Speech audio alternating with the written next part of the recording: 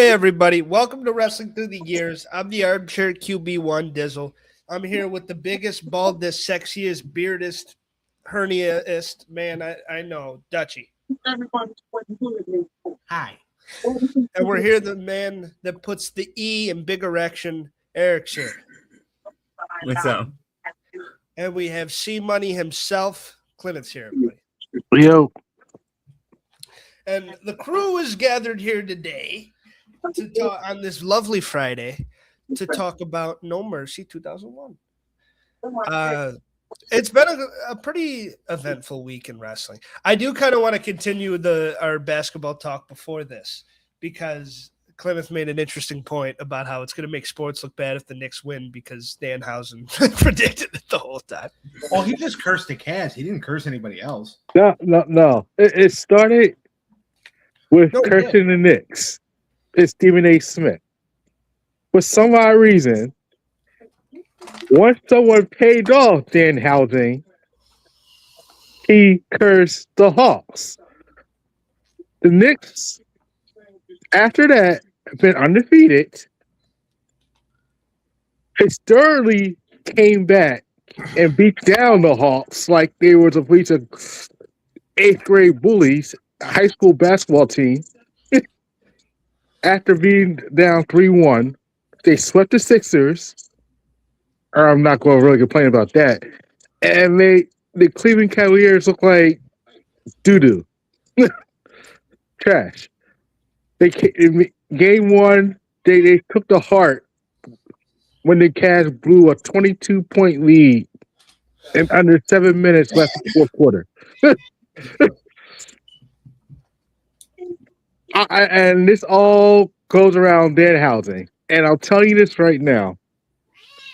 And the way people say how sports is scripted and all this other stuff, and how this New York Knicks thing is playing out, if they win the finals, it's going to bring sports, it's going to go downhill from there. The whole sports is being scripted now. Right. That's my point. Yeah. I mean, we'll see what happens. I have been kind of enjoying the Spurs Cavs game or the Spurs Thunders games. I mean, I have too, but I'm just worried about whoever played the Knicks. The Knicks just can't win. I'm sorry. I mean, if it wasn't for if it was Danhausen and all this other stuff, and it wasn't so closer together with WWE and how they say sports is scripted, wrestling is scripted, and how they're trying to make that analogy when it comes to football. Now you watch it when it comes to basketball. I'm just getting tired of it. And then you have little sprinkles and teas here and there with this going around. Doesn't make it look good. No, but whoever's been betting with Danhausen the whole time is probably thanking his fucking lucky stars. Yeah. I told my buddies, like, we're hitting the Danhausen spread from now on because whenever he makes a fucking prediction or he curses somebody, bet the other way and you're going to be a rich man. I want the Knicks to win because they never win. You know, they haven't won in a very long time, so I'd love to see them. They didn't win one with Ewing. Right. Like, I mean, they 1970 or something like that. Yeah, they haven't had a championship in a very long time, and OKC hasn't they? They won it last year. Yeah, so there you go. No, but I'm just saying with that, it's just not making it look good. If it wasn't for the whole Danhausen thing, I would say I'll be all for Knicks. Go ahead, Knicks. But no, I can't because it's going to bring too much backlash. No, that's fair. All right. Well, let's get into No Mercy. No Mercy. I don't know about you guys. I like this show way more than I thought I would. First base to the show. The thing is, and this is why I love the invasion for a funny reason, by the way, 15,000 in attendance, almost 16,000. October 21st, 2001, this goes down in St. Louis at the Savas Center. And I do think that people shit on the Invasion a little too much, and they don't look at it as like the story that it was. Yeah. Because if you watch a Raw or a SmackDown or one of these pay-per-views from back then, like 8 out of 10 odds, it's going to be good. You have some bad shit, obviously. Everything has some bad shit. There is like that Booker T Buff match. Like there's some things, and like the usage, if you start super nerding your way, and like if you watch WCW and you're like, oh, this is what the Invasion should be. If you don't know any of that shit and you just watch it for like what it is, it's actually kind of cool. It's actually for what they had. They tried to use what they let the WWE guys go over a lot. But they did. People forget that WCW guys did get some big wins. And it wasn't, and yes, it got Booker T. Yeah, Booker T. And it got muddled, obviously, but that's what happens with storylines. Well, you gotta realize that the Invasion was more like a lot of mid-carders, WCW, and high-ranking ECW guys when it comes to Rhino, Dudley Boys, and all that other stuff. It was more high-ranking ECW, mid-card WCW. It wasn't like the ring that everybody expected it to be. Like a true Monday Night War Invasion. You're right. But it gets written off because of that. And I don't think that's fair when you have Survivor Series 2001, which is still one of my favorite Survivor Series and one of my favorite elimination matches. Like I watched that after this pay-per-view. I want this one. Yeah, it's amazing. There was some good, and the Invasion pay-per-view as a whole, there's a reason, like it didn't just get the biggest buy rate ever because people are like, oh, it's WCW. Like they knew that they didn't have Hogan and shit when they were buying that pay-per-view. And people just generally were into it, and it was pretty damn good. Like there is really good moments from that time period that people like just forget that exists because they're like, oh, it sucked because Hogan and Goldberg weren't there. And it's like I get what you're right to an extent, but if you go back and watch some of the stuff, yes, people have their feelings on the DDP Stalker shit. Yeah, a lot of people didn't like. As a kid, I thought it was fantastic. I thought he was a good heel with that. Well, and also to your point, a lot of these guys, like if there was no Invasion storyline, would Booker T and RVD have become the stars that they became? Yeah, but obviously they flourished. Booker T main evented SummerSlam. That's a pretty big deal. That's what I'm saying. Yeah, I'm kind of. No, I agree with you. Like Booker T and RVD became huge stars. It pushed Rhino to like an upper level for a while until he got hurt. A lot of guys came out of that story because it was kind of, even though he was on the WWE side, it was like the introduction to Tajiri a little bit. Yeah, he was doing shit before that, obviously, and before WrestleMania 17 and stuff.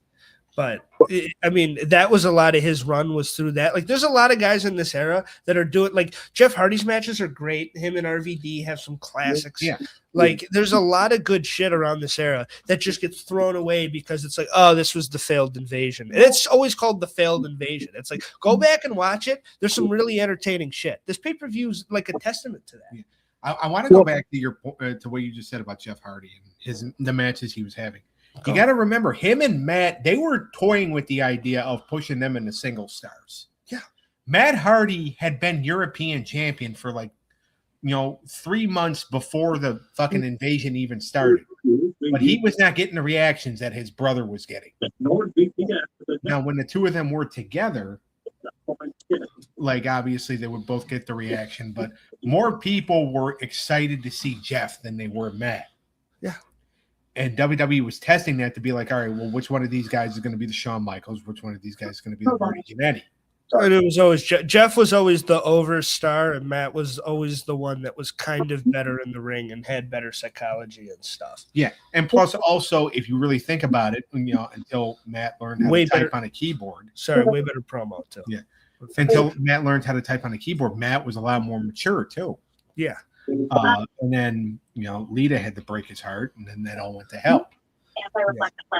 But honestly, him doing that led to like one of the more prosperous runs in his singles career. Yeah, like he was a big deal that year because of that. So it actually honestly kind of worked. Right. I love his matches with Edge as much as it was uncomfortable because it was all real. And what was funny too is that like we talk about Matt being more mature. See, Matt is very mature. Matt doesn't go and do like a lot of the crazy shit. He has a wife for that, who, unfortunately, she, chooses when not to shut the fuck up, and he usually has to pay for it. Yeah. But, that's. I love the Hardy Bros, though. Yeah. And Jeff was always the star. But Matt was always the one that was like kind of better. And that's what's funny how wrestling works. Because especially like fans like us, like we always think that we know what's up and this is like what was good and this what was bad. But you can't deny like Matt Hardy's version 1 stuff. A lot of that shit was better than like Jeff. Way better promo than Jeff ever was. Yeah. Jeff's never been great at that. But he's so captivating in the ring, and he's such a captivating presence that he was always the more over star. Like he was a big fucking deal that people always loved. They loved the fucking like Jeff's always been the one that it's like you got to push. There's a reason he was the WWE champion, and Matt was the ECW champion. Right. There's a reason for that. Jeff was always more over. I love Matt too. But, like, that's how wrestling's weird sometimes, where Matt's kind of better, but Jeff's just more over. People fuck with him more. And that's just how it goes sometimes. So I want to make a point when you said about the different eras of why people hate it so much. And I can see why some people hate it. It's because it wasn't enough, in my eyes, original Alliance members. When you have people like Austin, Kurt Angle, flip-flopping, trying to balance the power and trade places that almost balance out the scale in a way of good guys versus, because to me, WCW didn't have enough people overall to go toe-to-toe. So now you're borrowing or making storylines that you had toe-combs like in Austin, Kurt Angle joining actor, No Mercy, and then the tease of RVD going to the WWE and all this other stuff too. I think that's what more people hated about it. Instead of just one locker room versus another, it was always going to be who's going to be the turncoat this week type of thing. Who's going to jump shit? Yeah. After a while, that does get old. And I can see the frustration when it comes to that. Yeah, that part was annoying. You are completely right about that. But that was also what was wrong with the NWO. Like that issue roots before this. Yeah. And you got to remember, too, there was a lot of guys when WCW closed, nobody knew it was closing except for the assholes who closed it. Yeah. They didn't tell the talent. The talent went to Panama City that night thinking it was just another show. Road Dogg went to Panama City that night to get a job with WCW. Yeah, I remember that. And then they got bought out, and it's like, oh no, well, WCW is now owned by WWF, and it's just like, well, fuck. I was like, well, shit. And then he went to a bar. Application. Nah, here it is. And then he went to a bar and got himself and got into a fight and got himself arrested. And like but it's just one of those things to where like then afterwards, you had the lawyers and all that who were basically just saying, okay, you can either go work for Vince or you can take this buyout and sit on the sidelines for, at least a year, maybe 2, whatever the hell it is. And you had a lot of the younger talent who were just like, well, fuck, we want to keep working. Yeah.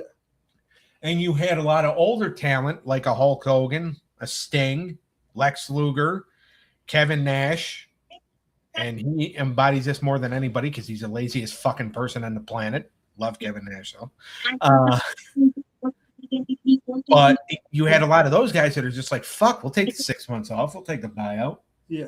Goldberg's just like, well, fuck, they fucked up when they wrote me off at TV. Yeah, I'll take a buyout. Scott Steiner's like, I got fucking gout. I'll take a buyout. Fuck. Yeah. And then like you had other guys who were just like, we'll take the buyout, but we're never fucking going over there. Like a Shane Douglas or Disco Inferno who thought he was too big for WWF. So it's the problem was the buyout that was offered. But instead of just absorbing the contract into, like a football team does, or like instead of taking the buyout, they just wanted to wait out their contract, because obviously the buyout wasn't as big as they wanted it to be.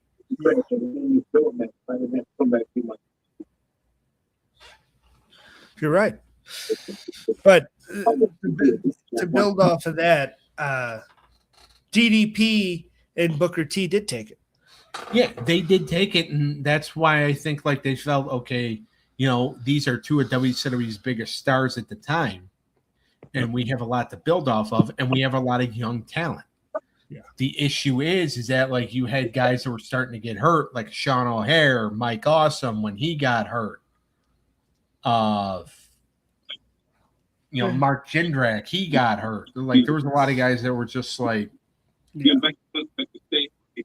so they had to, so that's like, all right, well, we have to turn some of these guys. Let's turn the Dudleys. Let's turn Raven. Let's turn Taz. Let's turn Test. Test was a better heel. Yeah. Right there. He goes to the same thing. He was born to be a heel. The family member. You ready to get into this? Sure. Yep. We had a couple of heat matches, the APA versus Canyon and Hugh Morris. Which I actually remember these heat matches. I remember it because I used to watch Sunday Night Heat all the time. And Billy Kidman versus Scotty 2 Hotty. For the Cruiserweight title. And this is actually when like people were actually starting to cheer Kidman. That's our job. That's going on to the New Jack movie. Like people were actually cheering. Billy Kidman was actually a pretty over babyface at the time. So, this was. I always liked Billy Kidman. Yeah. Oh, I always did too. And he had just won the Cruiserweight title back. So. I mean, we all make mistakes. It's probably very underrated. Yeah. Stuff like that.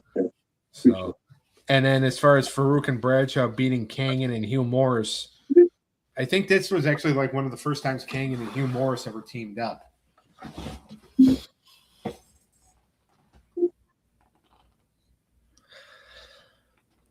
Absolutely. I mean, that's an odd team. Yeah. Canyon worked with DDP. Yeah. They always had good chemistry. And I loved their little like stint as the champions. And then, a lot of people shit on that cage match, but I love it. Oh, I thought it was a great cage match. All right. The Hardy Brothers to open up this lovely pay-per-view for the WCW Tag Champions. Which the one cool thing about this era is seeing the different belts get defended. Like the fact just being a WCW mark, seeing like the fucking Cruiserweight title and the fucking like WCW's version, not their version, Yeah. and the WCW Tag Team titles get defended. That shit was awesome. Yeah. I'm actually surprised. I know we would see him later on in the show, but I'm surprised Rhino didn't have a title defense. He was the U.S. champion, right? Yeah. Yeah, and just seeing like the WCW titles defended, that's cool. Yeah. This match I thought was really fun. Another odd fucking pairing. Hurricane, he was one of the victims of this era, I believe, because that character was always meant to be a babyface. But the fact he was with WCW meant he had to be a heel a little. Right. And him and Molly were just way too babyface to do that. So him and Lance Storm just seems like the weirdest fucking pairing of all time that makes no sense. Like the can I be serious for a second guy and then a guy that's so delusional he dresses up as a superhero. It just doesn't make any fucking sense. But the heart, and I like the little, even though this was later, but I like the little Stacy flirting with Matt. Well, yeah, this is when they started building the tension. Yeah, so him and Lita are having problems. Well, that Lita doesn't really know what's going on yet. Yeah, but the way she hugged him and Matt's oh my god, that was funny as fuck. Yeah, I thought this match, all of these guys are good workers, so it was a really well wrestled match. But like I said, that's the one thing that takes me a little bit out of it is that those two don't gel at all. Hurricane and Lance. Well, even the whole thing with Molly, I mean, on one episode of Raw, like after Unforgiven, Big Show, Spike, and Molly beat Hurricane, Landstorm, and Ivory in the 6-person tag. And Molly pins Lance Storm. And then a few days later, Molly's wrestling Ivory. She conks her head, and then Hurricane abducts her and somehow turns her into Mighty Molly. It's like it makes no fucking sense. But I mean, I like this match. I would give it a 2.5. I It's think it's a great. good opener, good way to start the match show. But yeah, as you said, Hurricane and Landstorm was really odd team. But I give this a 3.5 out of 5. I'll give it a 3. Good match. Good match. I'm gonna go 3 as well. All right. Test and Kane. I thought this was really fucking good for a big man match. And Kane was such a fun babyface at the time. Yeah. And I really like this era of Kane. And Test, like I said, this is probably like the best version of Test. Because in the Un-Americans, he kind of sucked. And then Testicles wasn't that great. And the whole shit with Stacy and none of it. But here, like around this, I feel like he was one of the guys that was booked really well around this era of like, and him being the smart guy, like of fucking laying out, was it Scotty at Survivor Series? Yeah. So he could get that immunity. And like I liked what they were doing with Test at the time. I thought they were making him look really fucking good. And him and Kane had pretty good chemistry here for two big guys, and Test isn't really known for his work. But those two actually had a pretty damn good physical match. Yeah, they did, and you add in the wrinkle of Nick Patrick being a crooked referee. Yeah. And he had issues with Kane.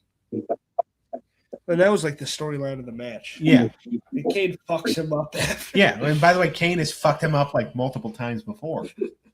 So I mean, it was a really good match, and I do think the right guy won because you do need to keep building Test up with some big victories. Yeah. Go online now and you just I thought it was a good match for what it was. I forgot that Test beat Kane in this, but it was a good match. I give it a 3 out of 5. I'm actually going to go 3.5. I'm going to go 3.6. I want to give it a 2. So Kane didn't win. That's fucking bias. I don't care about how Nick Patrick deserved that choke slam. That shit never won. 2 in my book. I can see what you're saying. I liked him fucking up Nick Patrick at the end though, and like you go leave and it's like, no, I'm gonna keep going, and then getting back in there and fucking him up because that's usually a heel thing, but for the babyface to do that's fun. Of like, oh, I'm leaving. No, I'm kicking more ass. Yeah. It's like fuck you. Do we think this is a side note on the match? But do we think Tess got super screwed over by the whole Triple H Stephanie thing? A little bit. Since he was did have storyline, potential. like just storyline wise, not them shacking up and really none of that. But storyline wise, the fact that Hunter pitched what he pitched and it did elevate him, do we think it fucked Test completely? Well, Yeah. let me ask you this. I thought they could have done something with that more. Because they had nothing for it. Go ahead. If the storyline continued the way it was supposed to and Tess married Stephanie, how do you see Tess's career playing out? Do you see Tess running the empire the way Triple H did with Stephanie?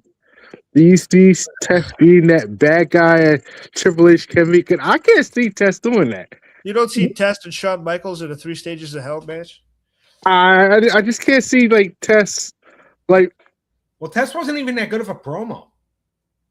No, he was a better heel than he was babyface. Yeah. I mean, Right. heel, but all right. You think Tess was like heel could have mic work at the time as good as Triple H to be able to say, to carry, elevate, and keep us entertained one-on-one. Be the Triple H didn't so-called always do that, by the way. Triple H didn't always keep us all entertained all the time. yeah, but Triple H is better than Test. I completely agree with you on that. He obviously, if you swapped it, it's like Test is going to be the game now, and he's going to marry Stan. Can you see like Test having an elevate career, playing the way Triple H career played out after the storyline, and plug it in Test? Do you think Test could do what Triple H done after the whole marrying of the wedding? Well, Let's put it let that me way. answer that by saying this. How many matches did Test win up until the fact that he started getting involved in the storyline with Stephanie? Not that many. None at all. You know, they did a you remember the Raw, and I think we covered it. The Raw where it was like one of the highest rated Raws in 1999, and it had like a 9 rating because WCW wasn't on that night. Yeah. And like Shawn Michaels like booked the matches. You had like Triple H Undertaker and Shane versus Rock, Vince and Austin. You had Big Show versus Paul Bear, Shamrock versus China, all that stuff. And like the majority of the members of the Union, which was the babyface group at the time, all got wins, except for one, Test. All right. So obviously he was the guy that was scheduled to take the, all the losses in the group. Yeah. They weren't pushing him very hard then. And then they start to put him in this storyline because him and Shane McMahon became friends behind the scenes. A friendship, which, by the way, Shane's real life friends, the Mean Street Posse, hated because they always said Test was a dick. I think a lot of it too was he had a bad attitude. Because I've heard a lot of people say, that he was a dick, but then like he got better. Well, let's say this. If the storyline would have, because Pritchard tells it, they famously did not have anything and did not know how this was going to play out. And then that's when Triple H was like, hey, what if we do this? Which did turn out to be a good idea and really did work. But not for China. As a China and Test both kind of got screwed. But Test, if they would have done a different angle to where Test punches Vince at the wedding or something, and then you build to like a Test Vince match instead of a Triple H Vince match, I do think Test has more momentum going into the future, right? Instead of shelving him and then putting him with Albert, I don't like. I do think that there's a world where he's got a little more momentum. I don't think he becomes Triple H. I agree with Clint on that. I don't think he has the career of Triple H, but I do think it helps him a little more than not having it. And being the guy that kind of got screwed. Like he wasn't even – did they have a pay-per-view match or did they settle it on Raw? I don't even think they settled it on Raw. Him and Triple H didn't even – I think they settled on SmackDown because I think the whole – when Stephanie was doing the whole getting the anonymous flowers or something and they thought it was with Kurt Angle, it turned out to be it was Tess who got Triple H locked up in jail. Oh, yeah, that's right. The storyline that happened like a year later. Yeah. Yeah, Test finally got his revenge. Then he got beat in a one-on-one match against Triple H, and then Triple H beat TNA in a handicap match a few days later. so there you go. But Triple H beat the fact that he drugged his bride-to-be, married her, and stole his bitch and everything, and they didn't even have a fucking match on pay-per-view at the time, is insane. And instead they do the Vince match. Like that, Test kind of got fucked in that is all I'm saying. Yeah, I bet right now Test and China are both up there, and they're hoping to like, please let him do some really bad stuff so we can push the button to send him to hell. Jesus. I love it when you go dark.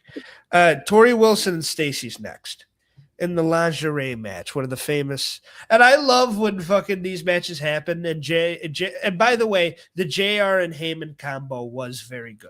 And we talked about it a bit on the commentators thing, but those two were very funny together. Not only in WCW, but here too. Yeah. And JR being like, well, this ain't going to be no Gotch versus Hackenschmidt. Like, he's always saying that shit. And like the lingerie and the bikini cut. It's so funny when he does that. He's like, this isn't going to be your classic fucking wrestling match, folks. And I always loved that line from him. Stacy and Tori could never work a lick and never really got there in the ring, but were two of the most beautiful women to ever exist. And that was kind of their roles to play, and they played that well. Yeah. And Tori was always, and Stacy worked as a babyface too, because they both just looked very sweet. But Tori never worked as a Tori heel. did better as the girl next door. Yeah, because she just seemed like she was the one you want to hang out with and drink a fucking beer with. She just seemed really cool. Like, remember when they turned her and Candace heel, and they had them hang out with Victoria and the group, like, because Candace couldn't work. And Tori couldn't really work, so they had to actually put Victoria with them because Victoria could work. Yeah, they were doing the Mean Girls thing, but Vince's little princesses too. Yeah. And it's just like you couldn't buy Tori as a heel. No, it didn't work. Her and Kelly both are like, you're meant to be a babyface. Yeah. You're just kind of a sweet looking woman that could never go. Like Sable would always work as a heel because she seemed a little bitchy. Yeah. And like Sunny, of course, and like girls like that. But the Tori just seemed like, and I saw her heel stuff in WCW 2000 with Shane Douglas, and it just really didn't work. Even though I like enjoyed that a little bit, and the Viagra on the pole with Billy Kidman and stuff. I think that stuff's fun. Yeah, I don't hate on it as much as everyone loves to call that. I mean, it's the worst. I'd rather see the Viagra on a pole than Judy Bagwell on a forklift. Viagra on a pole was way better, and especially him entertaining the ladies after. And Doug disappears. But what will we give the lingerie match, fellas? I know you were a fan, Clinton. I give it a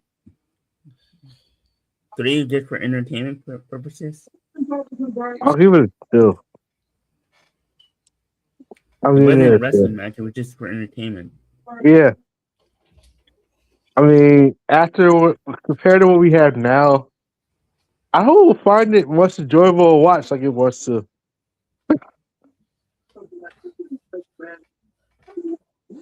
What are we rating? Wrestling wise, probably I'm going probably 2.5. 1. 2.5. I thought it was entertaining, and the girls were trying their best. I'm gonna say 2.5, just because, like, I mean, it was fun, and it was a nice boner. Yeah, I mean, a lot of people, and especially a lot of dudes nowadays, are like it's just not. It doesn't age well, and it's not fun to look back. And it's like, bro, like, first, you're right. It doesn't, and it doesn't work with today's society. But if you didn't, every young man was loving that shit back in the day. well, it's like most wrestling fans nowadays, they don't want to see that. They would rather see Okada and Omega in a 60-minute match. That's what makes them come. Eric knows. Hey, But I like to see women matches. yeah, but the fact, like, people like to talk nowadays and be like, that shit was so disgusting. And like, for the women, yes, it's especially to be used. Like, I like where we're at now, where the girls choose to be sexy if they want to be sexy in their character, and it's really up to them, and that's how it should be. Instead of Vince being like, you go dance and get naked, god damn it. Like, I like it the way it is now over there, but. The girls in the bikini contest and the bra and panties matches, they were some of the highest rated segments on the show for a fucking reason. To act like people just didn't watch it is insane because people were into it. Yeah. At a certain point, people were like, especially the wrestling fans were like, do we need this? But still, like, My answer is yes. It was very over for a long time. They wouldn't have done it if it wasn't. So, Edge and Christian, ladder match, Intercontinental Championship, baby. This was For beautiful. guys that have been told that they really didn't have a lot of chemistry together, this match was actually really good. Yeah. It's better than, didn't they have a cage match at Rebellion or one of the British things? They probably did. I remember watching a they cage did. match with them around this era, and I didn't love it. This match was actually pretty fucking good. It does feel a bit slow for a ladder match because they're really selling hard. Like they're every move, they're like, God damn it fucking really. And since it's just two guys and you don't have six guys flying all over the place, it's more of like a story than it is what you would expect from like what they do with the Hardys and the Dudleys and the TLCs and shit. Yeah. So You I were think right, that Daniel. huh? You were right. They had a cage match at the British show the following month. Yeah. Thank you. But yeah, I thought they did have chemistry here. I think the thing that hurts the match is people go into this and see the ladder gimmick and it's like, oh, these guys are gonna have one of their TLC type matches, and then they don't have that, and you're like, oh, Yeah. But they tried to tell a story between two brothers that aren't with each other anymore and are fighting. They're not really brothers like the Hardys, but they were storyline brothers, and they're breaking up, and it's like Christian's getting jealous and getting an ego and shit, and Edge is like the baby face who's like obviously the star. They had a match like Benoit and Jericho did at the Royal Rumble earlier that year. It was good. That's one of the greatest ladder matches of all time. I'm saying is that like they had that type of match. It might not have been as good, but you know, It was like you can have like a Benoit Jericho type ladder match. It was a slower physical type match, is what you're getting at. Yeah. Similar to Kevin and Cody. Yeah. It wasn't as like high. You don't need to do a fucking TLC. Like you could still do regular ladder matches and still be good. And they don't have to be high spot fest. They can be like slow and physical and a lot of hitting with the ladder, like this was. Like people expect a ladder match, they want like all the tag teams and everybody flying around and shit. When sometimes like the best ladder match is just two guys beating the fuck out of each other with the ladder. And that's kind of the struggle, and the climbing up and him taking you down. Like it's little things like that to make the ladder match a fucking awesome gimmick match, which it is. Exactly. Thank God for Bret Hart. I love this match. It was probably my favorite match on the card. So I'll give it a 4.75 out of 5. It was not my favorite match on the card, but I thought it was way better than I thought it was going to be, and it proves that these guys actually do have it. And by the way, those two having chemistry was pre-AEW. Not having like that whole thing of like these guys don't have chemistry was based on this run here. Yeah, it wasn't because once they go to AEW, I feel like those matches were really fucking good. They were like when they had that hockey fight and the shit like that. I thought they had some really good chemistry against each other as older gentlemen. But around this time, some of the shit really didn't work. I thought this did. I thought this was a really good ladder match, and I'm going to give it a flat 4. I'm going to agree with you on 4. Yeah, I want to give it a 4 too. 4 job? 4. All right. Next up, we got the Booker man representing the Alliance, Booker T. No. Oh, it's the Dudley Boys? Yeah. Next up, we got the Dudley Boys versus Big Show and Tajiri for the WWF Tag Team Championship. This match was a lot better than it had every right to be. And a lot better than the WCW tag match. Yeah. And a way better of an odd couple because Big Show and Tajiri were fun together. They were, like you don't expect it, and this is one that like goes over everybody when we talk about like famous odd couples because it didn't last that long either. No, because he was bouncing back and forth, and Big Show was dangerous. He did but he was teaming with Spike, and then he teamed with Tajiri because Spike, like they took Spike out of action, and Tajiri they wanted Tajiri to have a match. So they're like, all right, well we'll put these two together. And it'll be Big Show and Tajiri versus the Dudleys instead of Big Show and Spike. Yeah. And Big Show and Tajiri actually work. Like Big Show could work well as a teammate with both Spike and with Tajiri. And like the fact too is that like it was just a couple months prior he was tag teaming with Billy Gunn.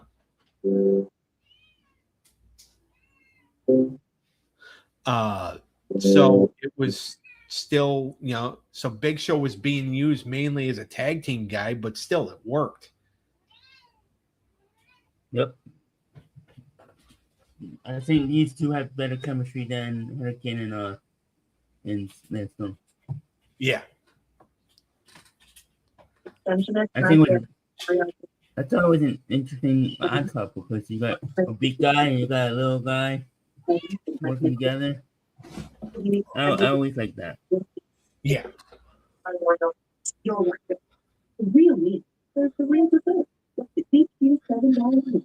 So, Your background noise is talking a lot more than you are. oh man. Well, Ray, I'm going to say I'll give this. All right. Did we give this a rating? The tag match, I would give it a 3.5. I thought Tajiri was working his ass off here. I'm gonna go another 4, and it was a fun finish. And I like the way the Dudley boys like pulled it off with the Rhino interference. Yeah, I thought it actually all of this worked. it was a way to get Rhino on the pay-per-view. And they were really getting Bubba over as like a psychopath. With that fucking, You heard him call the spot in the ring, right? Yeah. I mean, it's also because he's got a big fucking. I'm gonna give it a 3.8. but his facial expressions to the camera were really like eerie. Yeah. Go ahead, Eric. Sorry. 3.8. 3.8. I'm going to give it a 3. Did you go? Yeah, I said 3.5. Okay. And Clinton said 3. So there I'll we give go. it a 3. Next up, we got Undertaker and Booker T. I love the segment with Shane McMahon hyping him up beforehand in Test. Yeah. But this match, it felt a little odd because it feels like Undertaker and Booker T haven't had that many matches, but they have, especially in the SmackDown era, right? When he was King Booker, didn't he have a few? When he was King Booker. Yeah. Like they've had to. It just feels a Up little to this weird. point, they only worked like twice. Yeah, and it felt a little like odd. I don't know if they had the best chemistry, but it did. I thought it was a good physical match, and I thought it helped get Booker over, even though he lost. And Taker still looked like a badass, and I love American Badass Undertaker. So I think it was misplaced in the card. I think it should have been more towards the top, and not before the two main events. I think it worked for. I think the 2 titles need to be the.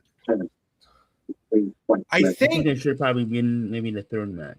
well, you didn't want it to be too close to the ladder match. 100%. I think you need you finish with the 2 titles. Yeah. I think this is a perfect match to go on right before it. It was a little bit of a let up match, but I thought it was good. And I thought Booker T was fucking awesome around this time. He just never stopped being good. Besides, WCW 2000, he got fucked over with a lot of shit, and them trying to make him The Rock wasn't a good idea. Yeah. But when he just got to be Booker, he was fucking awesome. I give this a 3 out of 10, 3 out of 5. You're getting bigger up here. Come on. I'm gonna say 3.5 again. You know how to fix that. I'm going to give it a 3. I thought they have had better matches than this, so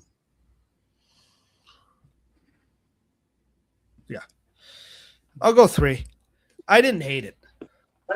I actually thought it was pretty good. It wasn't the thing that made me go, holy shit, on this card, but yeah. All right. Jericho and Rock, WCW Championship. This match was fucking awesome. And it had a really good video package. Yeah. I don't know why this feud and Rock and Jericho don't get talked about enough. They were really good rivals for each other. Like, people forget, like, when you think of Rock, you think of Austin and Triple H as the 2 feuds. Yeah. But you forget that he had great fucking shit with Kurt Angle, with Jericho, with a lot of the guys at this time. Yeah. I thought he was fantastic. I mean, Rock really had great chemistry with a lot of people, even Benoit.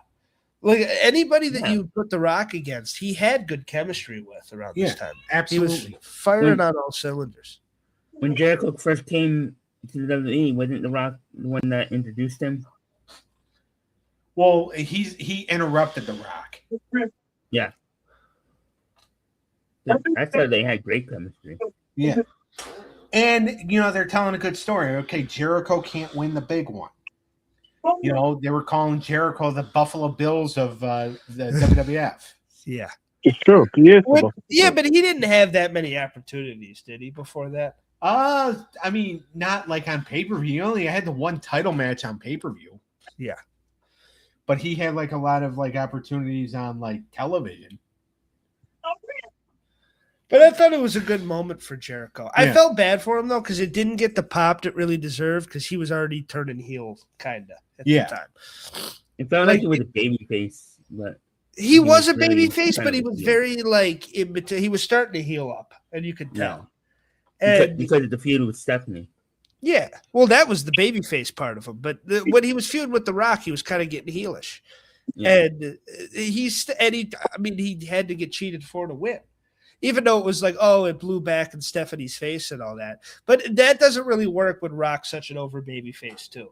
Yeah. If it was like a heel and they were all like, fuck, then he would have got a huge pop, Jericho would have. Right. But I think a lot of people wouldn't have minded if The Rock won that match. So the crowd was pretty split, but I thought Jericho was fantastic here. I thought him and Rock had great chemistry, and I liked him winning the title with the skull crushing finale. Yeah, that was pretty good. He didn't use that move for very long. No, but I thought it was a good finish, and it's you don't want to tap out The Rock. No, so it made sense. And the lion salt like was kind of like it wasn't doing anymore. It's a good move, but it's not a good finisher. No, it's just a good one to have in the set. I'm giving this. This is my favorite match on the card. I don't think it's perfect, but I'm going to go a 4.8 because it's pretty damn near. It's really. I'm going to give it 4.6. It's my second. I'm going to say fuck it, and I'm going to give it a 5. Yeah, I think this match should have main evented No Mercy, to tell you the truth. I would have had the triple threat before the WCW title. Yeah, I actually agree with that.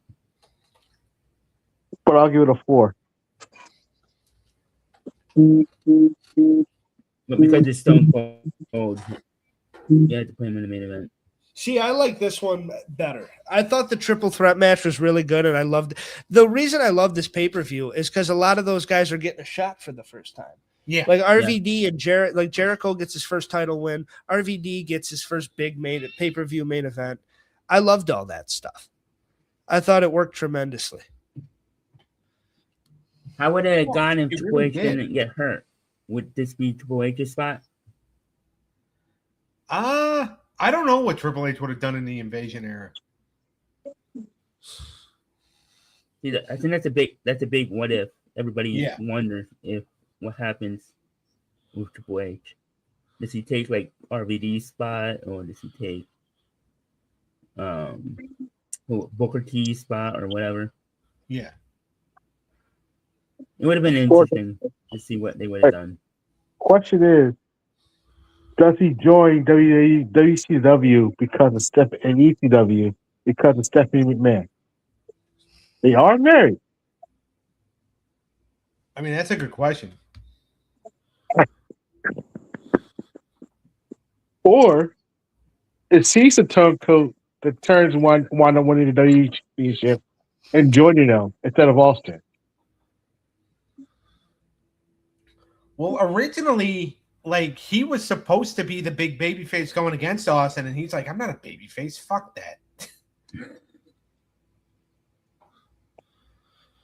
So maybe he would have had the spot that Kurt Angle did as far as, like, the alliance goes.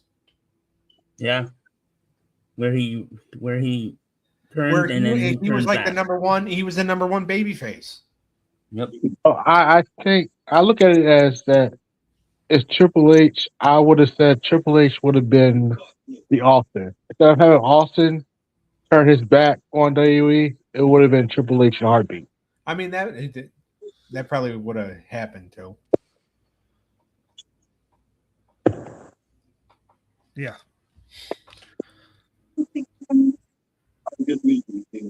All right, we going on to the main event? Sure. Yep, let's do it.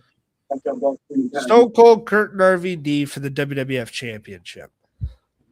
I mean, it went shorter than the previous match, but it was still a really good match. Yeah. Good storytelling. I like the storytelling in this.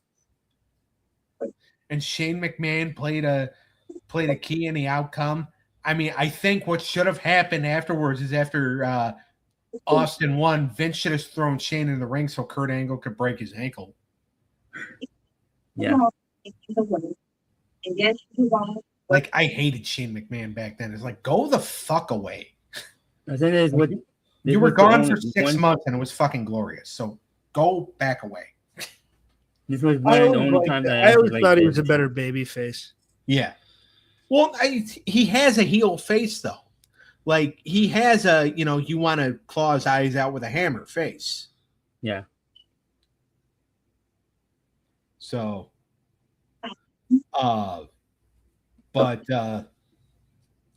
yeah, no. I mean, the match was still good. I felt like RVD did belong.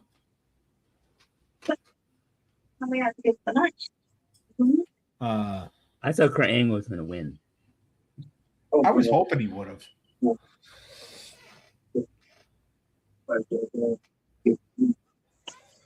Good story time, good chemistry between the three, I think. I'll give it a solid 4. I'll say 4.5. I want to give it a 3.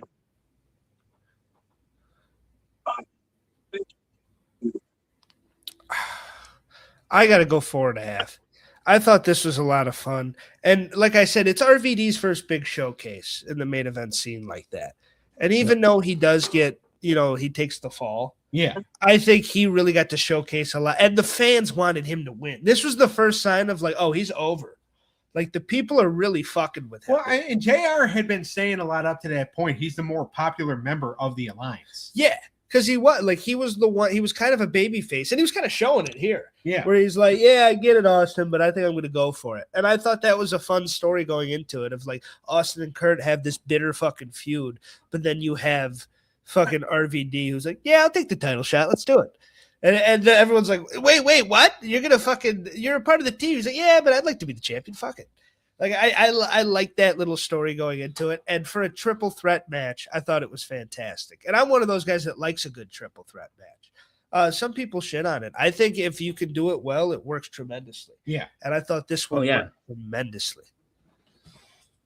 It really did. I mean, that was one of those matches because RVD had really good chemistry with Kurt too. Austin and Kurt, they could work together. God, you are a typical woman. But yeah, like they had really good chemistry, and RVD had really good chemistry with Kurt as well, and him and Austin worked pretty well together. I mean, I always liked it better when they tagged, though. Yeah, I agree. Stone Cold and Kurt are hilarious together, but their feud was really good too. Yeah, and that's why it was interesting switching Kurt, because I thought he was like one of the more over baby faces in the company at the time. I thought he was working as a baby face. He was, but then I think when they turned him back into a heel, it's just like, all right, you could tell that this thing is about to end. Yeah, and like they're gonna kind of like reset and kind of like go back to the beginning. Yeah, and like. They didn't have really a lot of faith in Kurt as a babyface, even though I thought he did fantastic. Yeah, me too. I thought he was good here, and like when he won the title, it was a big fucking moment. Yeah. So, yeah, I like Kurt here, and I thought he really worked as a babyface. But the problem with Kurt around the time, and especially with the crowd, was they kind of did the same thing they did with Randy Orton, as they did such a good job of presenting him as a heel, that when it was time to turn a babyface, the crowd was like, no, we hate him. Yeah. You did a good job. He's a heel. So, because like Randy was the same way. That was a pretty good babyface to leave at Evolution and being the champion and all that. But the crowd was like, no, he fucking spit Mick Foley's face. Like, he's a piece of shit. Yeah. And like, you also have to remember that, like, with Kurt, okay, so Austin, we're not going to keep Austin babyface. We're going to have him turn in the alliance. Yeah. Rock is still gone for like another like couple of weeks or however long he was gone. And when Rock comes back, he's going to feud with the WCW guys, but we need a feud for Austin, and we don't want it to be Rock yet. Okay, so what are we going to do? Well, we did the Undertaker thing. Kane's not necessarily main event level. We did the Jericho thing. Okay, it's got to be Kurt. Yeah. So that's what they did. And it did work. I mean, yeah, the crowd really wasn't buying it, but, you know, they were trying a lot of things. I mean, Jesus Christ, they turned William Regal babyface for a while. Yeah. As William the was a commissioner. babyface? Well, yeah, he was a babyface commissioner for a while till he turned on Angle, and because they're just like, all right, we got to get this motherfucker back to being, because he hated being a babyface. Yeah, he didn't have that babyface look. See, the thing is, he could get over as being a babyface with his comedy, but he'd rather be the comedic heel, Yep. the butt of the joke. That's what he would rather do.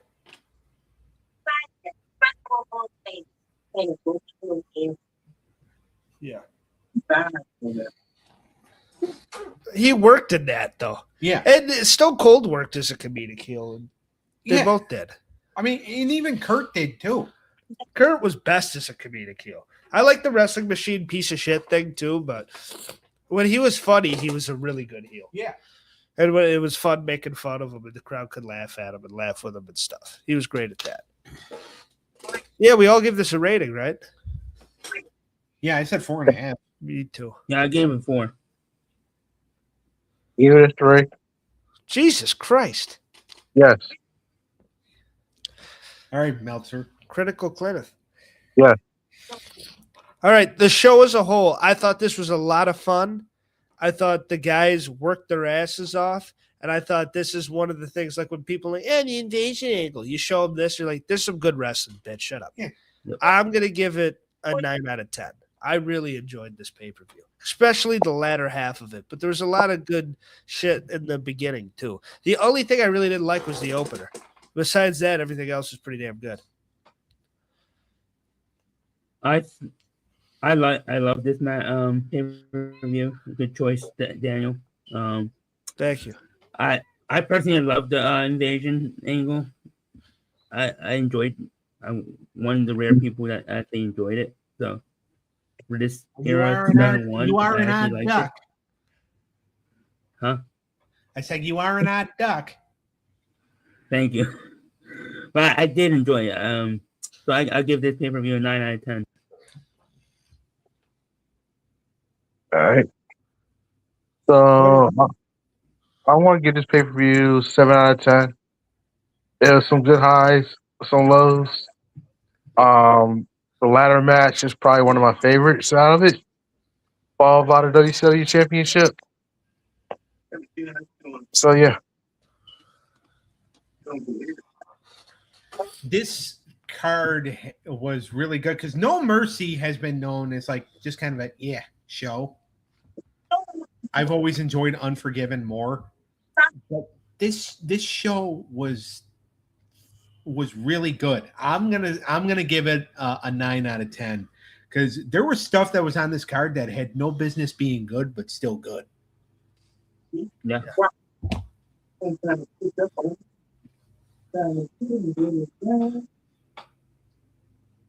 All right. You want to tell everybody what we're doing next week, Doug? Next week, it's been 30 years. Well, it's coming up on 30 years at the end of June. 1996 King of the Ring. Oh, yeah. The rise of Stone Cold Steve Austin. In the year Triple H got fucked Yeah. for the first and only time ever. Triple H got fucked because Scott Hall and Kevin Nash wanted to do a circle jerk on their last night. Yep. And the King of the Ring starts on Monday. Or last month. Was it last Monday? What, the Nitro thing? No, this year's King of the Ring. Or he won the following year's King of the Ring. Oh no, I'm talking about this year. Austin wins it. No, yeah. No, I was talking about this year. When does this year's King of the Ring start? 2026. June. Yeah. Well, the qualifying matches start on Monday. Okay, that's why I was trying to ask. I'm so happy that you're going to be here doing the show with me tomorrow because your Wi-Fi sucks.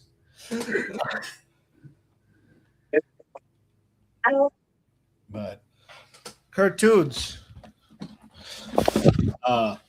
tomorrow on the thank you, I'm going to need tomorrow on the When Tunes Combine YouTube channel, 6 p.m. Eastern Time, Animated Hour Power. We continue with the Gauntlet series, with the Gauntlet stage, and we have the based on a movie Gauntlet tomorrow. And don't bite me while I'm trying to do a plug.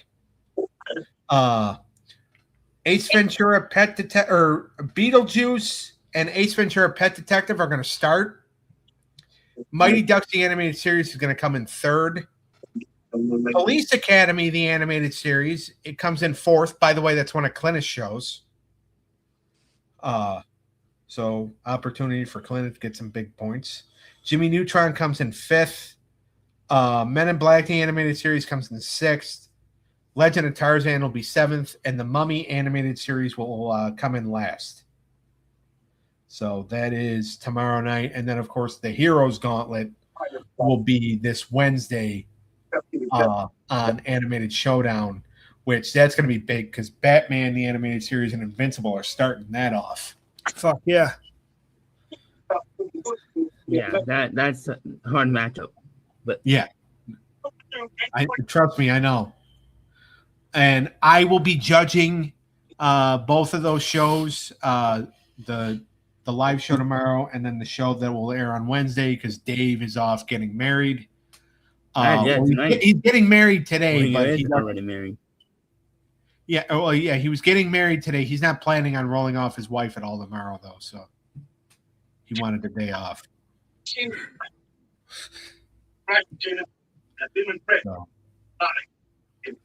that's what we got going on the When Tunes Combine YouTube channel. All right. So we'll see everybody next week. Yep, 1996 King of the Ring. All right. Nice. Hey. Can't wait. Later. Bye, Eric, clip everything. Yes, sir.